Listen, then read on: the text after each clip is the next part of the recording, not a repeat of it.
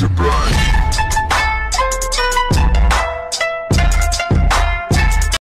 वक्रतुंड महाकाय सूर्यकोटि समप्रभ निर्विघ्नं कुरु मे देव सर्वकार्येषु सर्वदा। ओम सहना भवतु सहनौ भुनक्तु सह वीर्यं करवावहै तेजस्विनावधीतम् अस्तु मा विद्विषावहै। अभी हम 21 से 30 तक श्लोक आज देखेंगे। 21 नंबर का जो श्लोक है वो अभी पहले हम पढ़ लेते हैं। यहाँ पे आदि शंकराचार्य जी कह रहे हैं कि देहेन्द्रिय गुणान कर्माणि कमले सच्चिदात्मनि अध्यस्यन्त्य विवेकेन गगने नीलतादिवत्। यहाँ पे आदि शंकराचार्य जी कह रहे हैं कि अविवेकी अज्ञानवशात मन और इंद्रियों के कार्यकलापों को सच्चिदानंद आत्मा पर अध्यस्त कर देते हैं।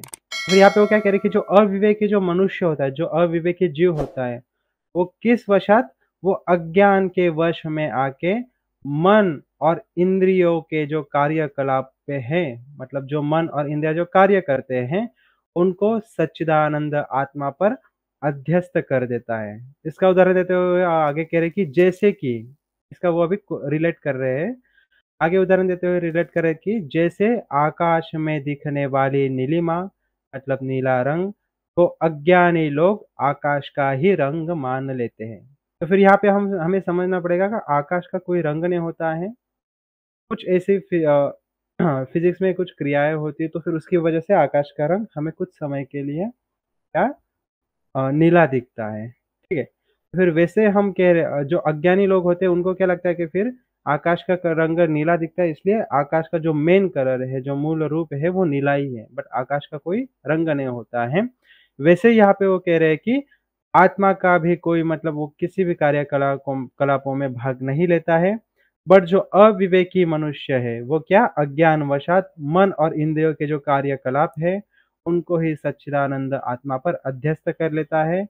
वो कहते हैं कि मतलब ये आत्मा ही काम कर रहे हैं, बट आत्मा तो साक्षी रहता है, वो असंग रहता है, वो कुछ काम नहीं करता। आगे बढ़ते हैं हम 22 श्लोक की तरफ हम बढ़ते हैं। यहाँ पे वो कह रहे हैं कि अज्ञानान्मानसोपाधेः कर्तृत्वादीनि चात्मनि कल्प्यन्ते अम्बुगते चंद्रे चलन आदि यथाम्भसः।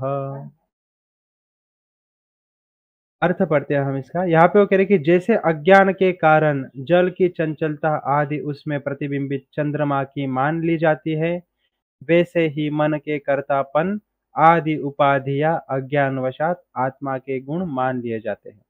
तो फिर यहाँ पे वो क्या कह रहे हैं कि जैसे अज्ञान के कारण जल की जो चंचलता है आदि जो है वो उसमें प्रतिबिंबित चंद्रमा की मान ली जाती है। मतलब अगर कहीं रात का समय और कहीं पे मतलब जल है, पानी है या तालाब है, उसमें जो चंद्रमा का प्रतिबिंब पड़ रहा है, तो फिर जब जैसे-जैसे वो पानी हिलता है, पानी चंचल होता है, जल चंचल होता है, तो फिर जैसे-जैसे चंचल जो जल होता है वो हिलता है, वैसे-वैसे हमें लगता है कि जो चंद्रमा की जो प्रतिमा पड़ी है उस पानी में, वो भी हिल रही है। मतलब हम समझ लेते हैं कि चंद्रमा भी हिल रहे हैं। ये क्या अज्ञान के वश ये हम समझ लेते हैं, बट जो चंद्र की जो प्रतिमा वहाँ पे गिर रही है और जो ओरिजिनल चंद्र आकाश में है, वो कभी हिलता नहीं है, वो सिर्फ़ पानी हिलता है, पानी की चंचलता की वजह से हमें ये महसूस होता है कि जो चंद्रमा प्रतिबिंबित होता है हो रहा है उस पानी में, वो भी हिल रहा है।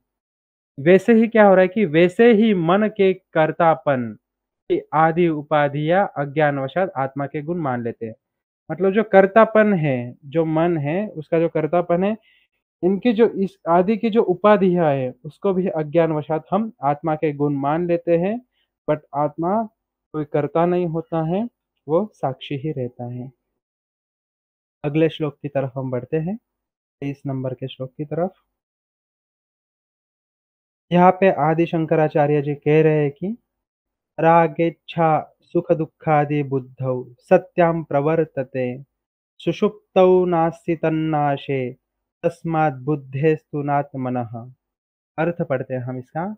यहाँ पे वो कह रहे हैं कि राग, द्वेष, सुख-दुःख तथा इच्छा आदि मन के अंतर्गत की विविध वृत्तियों का सुषुप्ति अवस्था में कोई अस्तित्व नहीं होता है, किंतु बुद्धि के जगने के उपरांत हुआ करती है। इससे यह सिद्ध होता है कि यह समस्त विकार जो है वो बुद्धि के है, आत्मा के नहीं है। फिर यहाँ पे हमें समझना पड़ेगा, जब हमने तत्वबोध पढ़ा था तो फिर वहाँ पे जो मनुष्य 3 अवस्थाओं के बारे में वहाँ पे बताया गया था। तो फिर जो पहली अवस्था थी जागृत अवस्था, जैसे अभी हम जागृत अवस्था में हैं, जैसे हम जागृत अवस्था में पढ़ रहे हैं या सुन रहे हैं या हम देख रहे हैं, ये जागृत अवस्था हो गई।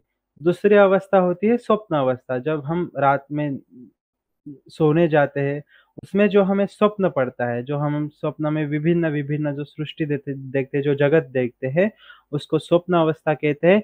वैसे ही तीसरी जो अवस्था होती है, उसको कहते हैं सुषुप्ति अवस्था। तो फिर इसमें क्या होता है, जब आप रात को सोते हैं, ठीक है ना?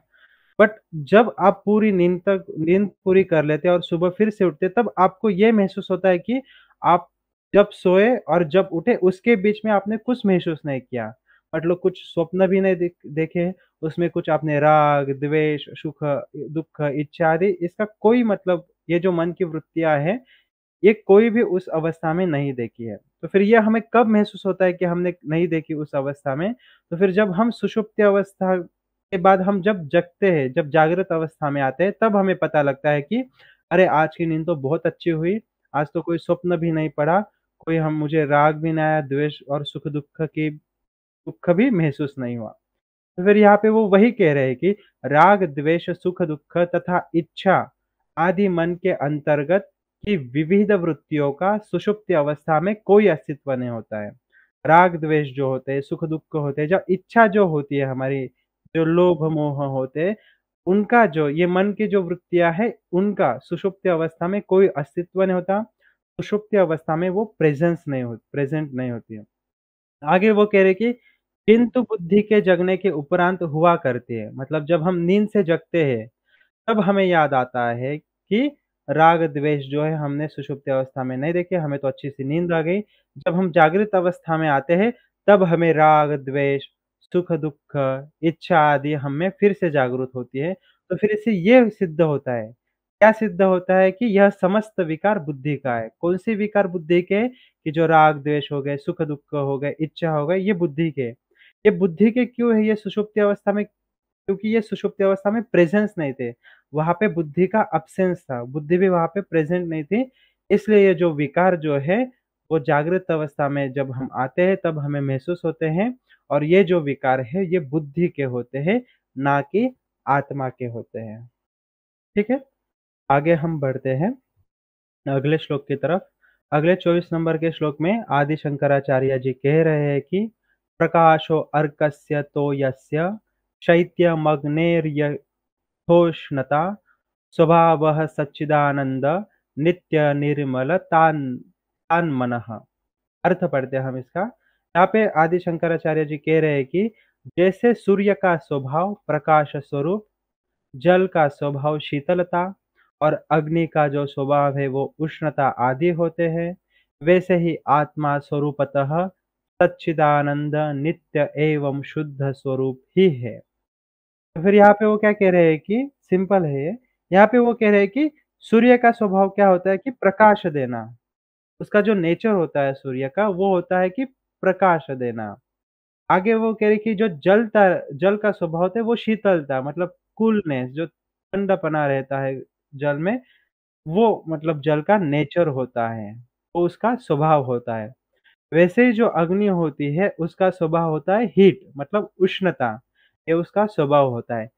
वैसे ही मतलब जैसे सूर्य का स्वभाव प्रकाश होता है, जल का स्वभाव शीतलता होती है, अग्नि का स्वभाव उष्णता होती है, वैसे ही आत्मा का स्वभाव जो होता है वो स्वरूपतः, मतलब जो आत्मा है वो स्वरूपतः वो क्या होता है, उसका नेचर क्या होता है, वो सच्चिदानंद होता है, वो नित्य होता है एवं शुद्ध स्वरूप होता है। मतलब वो सत होता है, चित होता है, वो आनंद स्वरूप होता है। नित्य मतलब उसका कभी अंत नहीं होता, कभी आदि नहीं होता। ठीक है ना? वो नित्य होता है, उसकी कोई मतलब आदि भी नहीं है, कोई अंत भी नहीं है, वो लिमिटलेस है, इनफाइनाइट है, वो नित्य है। और आगे वो कह रहे कि जो शुद्ध स्वरूप ही है, मतलब जो शुद्ध चैतन्य स्वरूप ही है, ये जो होता है वो आत्मा का स्वभाव होता है। यहाँ पे अंग्रेजी में हम एक बार पढ़ लेते हैं कि यहाँ पे वो कह रहे हैं कि just as luminosity is the nature of the sun, coolness of water and heat of fire, so too the nature of the atman, मतलब आत्मा का स्वभाव होता है कि is eternity, purity, reality, consciousness and bliss, ये आत्मा का स्वभाव होता है। अगले श्लोक में आदि शंकराचार्य जी कह रहे हैं कि 25 नंबर का श्लोक, यहाँ पे वो कह रहे हैं कि आत्मनः सच्चिदंशश्च बुद्धेर् बुद्धैर्वृत्तिरिति द्वयं संयोज्य चाविवेकेन जानामीति प्रवर्तते। अर्थ हम पढ़ लेते हैं इसका कि अर्थ में वो कह रहे हैं कि आत्मा का सत चित अंश और बुद्धि वृत्ति, इन दोनों के अविवेकपूर्ण संयोग से मैं जानता हूँ इस वृत्ति की उत्पत्ति होती है। फिर यहाँ पे वो क्या कह रहे हैं कि आत्मा का जो सत चित अंश है और बुद्धि वृत्ति, इन दोनों के अविवेकपूर्ण संयोग से, यहाँ पे फिर से हम एक बार पढ़ते हैं कि यहाँ पे वो क्या कह रहे हैं कि आत्मा का मतलब आत्मा के जो सच्चित अंश है, ठीक है ना? सच्चित अंश है और जो बुद्धि की वृत्तियाँ हैं, इन दोनों के अविवेकपूर्ण, इस तरह से अविवेकपूर्ण संयोग, मतलब यूनिटी से मैं जानता हूँ इस वृत्ति की उत्पत्ति होती है। मतलब यहाँ पे वो क्या करते हैं कि हम संयोग कर लेके जो आत्मा का सच्चित्त जो अंश है और जो बुद्धि की जो वृत्तियाँ होती है, उससे हम क्या कर लेते हैं कि जो आत्मा और बुद्धि को एक ही जान लेते हैं, उसका संयोग कर लेते हैं।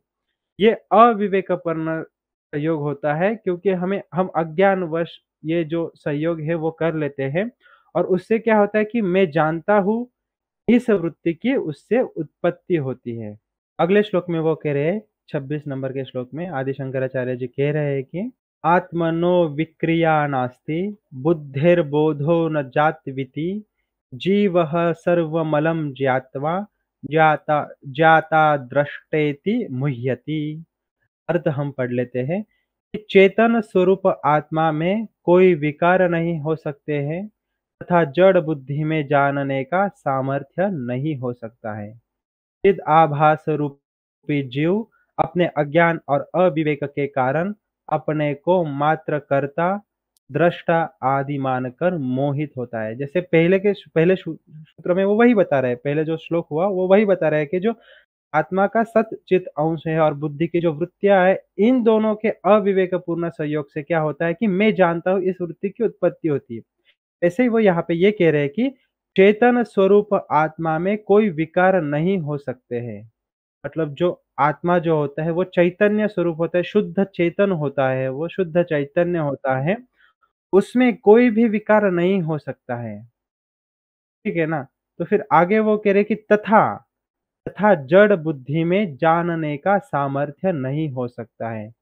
फिर जो बुद्धि होती है, उसमें जानने का सामर्थ्य नहीं हो सकता है और जो चेतन स्वरूप आत्मा होती है, जो शुद्ध चेतना जो आत्मा होती है, उसमें कोई विकार नहीं हो सकता है। आगे वो कह रहे कि चिदाभास रूपी जीव जो है, वो अपने अज्ञान और अविवेक के कारण, अपने अज्ञान और अविवेक के कारण, अज्ञान मतलब जहाँ पे उसका ज्ञान का अभाव है, अविवेक मतलब जहाँ पे उसके विवेक का अभाव है, उसके कारण क्या कर लेता है, वो जो जीव होता है, जो मनुष्य होता है, वो अपने को ही मतलब खुद को ही कर्ता मान लेता है। खुद को ही दृष्टा मतलब देखने वाला आदि मानकर मोहित होता है। फिर ये जो है वो उसका अज्ञान ही है, ये जो वो क्रिया करता है वो अविवेक पूर्ण होती है। 27 नंबर के श्लोक में आचार्य जी कह रहे हैं कि यहाँ पे वो कह रहे कि रज्जु सर्प वदात्मानं जीवो ज्ञात्वा भयं वहेत् नाहं जीवः परात्मेति जातश्चेन्निर्भयो भवेत्। अर्थ पढ़ लेते हैं हम। यहाँ पे आचार्य आदि शंकराचार्य जी कह रहे हैं कि आत्मा को जीव मानने से व्यक्ति उसी प्रकार से भयभीत होता है जैसे रस्सी को सांप समझने से। जैसे यहाँ पे वो क्या कह रहे हैं कि जैसे अंधकार में हम क्या कर लेते हैं कि अगर कोई रस्सी गिरी हो, ठीक है ना, वहाँ पे थोड़ा सा प्रकाश हो बट पूरी तरीके से मोस्टली अंधकार ही हो, थोड़ा-सा प्रकाश हो, वहाँ पे अगर कोई रस्सी गिरी हो, उसको हम साफ समझ लेते हैं और हम उससे भयभीत होते हैं। वैसे ही वो कह रहे कि वैसे हम क्या कर ले कि आत्मा जो है, जो शुद्ध चैतन्य आत्मा है, उसको जीव मानने से व्यक्ति जो है, वो भयभीत होता है। आगे वो कह रहे हैं कि जब व्यक्ति यह जान लेता है कि हम मतलब मैं जीव नहीं है, किंतु परमात्मा ही है, उसी समय वह समस्त भय से मुक्त हो जाता है। जैसे सपोज़ लो अभी यहाँ पे वो कहा कि जैसे अंधकार में जब हम रस्सी देखते हैं तो फिर उसको साफ समझ के हम उसको उससे भयभीत होते हैं। वैसे हम जीव आत्मा को जीव मान लेते हैं और व्यक्ति उसी से ही भयभीत हो जाता है। तो फिर अगर सपोज़ लो कि उस अंधकार में अगर हम प्रकाश जला दें, तो फिर हम उस भय से तुरंत ही बाहर निकल जाते हैं और हमें समझ में आता है जैसे हम अंधकार में साँप समझ रहे थे, वो तो रस्सी निकली। तो फिर तुरंत वहाँ पे हम भय से मुक्त हो जाते हैं। वैसे ही वो कह रहे हैं कि जब व्यक्ति यह जान लेता है, क्या जान लेता है कि हम जीव नहीं हैं। हम जीव नहीं तो फिर क्या है हम? जब व्यक्ति ये जान लेता है कि मैं खुद जीव नहीं हूँ, किंतु मैं परमात्मा हूँ, मैं शुद्ध चेतन आत्मा हूँ, मैं ब्रह्म हूँ, ये जो वो जब जान लेता है तो फिर उसी समय जिस तरीके से प्रकाश आने से उस रस्सी ज जिसको हम साँप समझ रहे थे, उस उसको उ वो हमें रस्सी फिर से दिखाई देती है और हमारा तुरंत जो है वो भय से हम मुक्त हो जाते हैं। वैसे ही जब हम खुद को मतलब खुद को जो व्यक्ति है जो खुद को परमात्मा शुद्ध चेतन आत्मा समझ लेता है, जान लेता है तो फिर उसी समय वो जो है वो समस्त मतलब सभी भय से वो मुक्त हो जाता है। मतलब जो मृत्यु का भय हो गया आदि-आदि जो प्रकार के नाना प्रकार के जो भय होते हैं, उससे वो तुरंत ही मुक्त हो जाता है। आगे हम पढ़ते हैं 28 नंबर के श्लोक की तरफ हम बढ़ते हैं। यहाँ पे आदि शंकराचार्य जी कह रहे हैं कि आत्मावभासयत्यको बुद्धयादीनि इन्द्रियाण्यपि ईपो घटादिवत् स्वात्मा जडैस्तैर्नावभास्यते। अर्थ हम पढ़ लेते हैं कि जैसे दीपक द्वारा घट आदि विषय प्रकाशित किए जाते हैं, वैसे ही आत्मा द्वारा बुद्धि और इंद्रियाँ आदि करण प्रकाशित होते हैं। बुद्धि आदि स्वतः जड़ होने के कारण न अपने आप को और न ही अन्य को प्रकाशित कर सकती है। फिर यहाँ पे वो क्या कह रहे हैं कि जैसे दीपक दीपक मतलब जोत हम जब जला लेते हैं, लैंप हम जब जला लेते हैं, तब उसके द्वारा क्या होता है कि घट आदि विषय हमें प्रकाशित किए जाते हैं। मतलब सपोज़ जैसे किसी रूम में अंधकार हो, ठीक है ना? वहाँ पे अंधकार में हमें कुछ नहीं दिखाई दे रहा है। बट जैसे हम वहाँ पे दीपक जला लेते हैं, लैंप जला लेते हैं, हम कुछ लाइट जला लेते हैं, तब हमें जो जो भी चीज़ें होती हैं, वहाँ पे मतलब घर में घट दिख रहा है, जो मोबाइल, टीवी जो भी एक्स, वाई, ज़ेड चीज़ें दिख रहे हैं, वो हमें प्रकाशित हो जाती है और हमें वो दिखने लगती है। ऐसे ही आत्मा द्वारा बुद्धि और इंद्रियाँ आदि करण प्रकाशित होते हैं।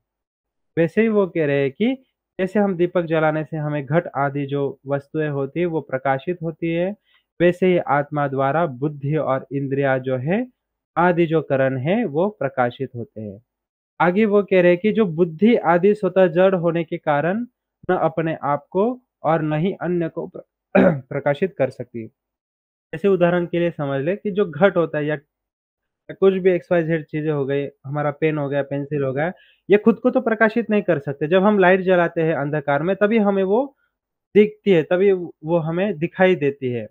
वैसे ही वो कह रहे हैं कि बुद्धि जो होती है, जो इंद्रियाँ होती है, वो स्वतः मतलब वस्तुतः जो होती है वो जड़ होती है और वो जड़ होने के कारण वो खुद को मतलब अपने आप को वो और न ही किसी अन्य को वो प्रकाशित कर सकती है।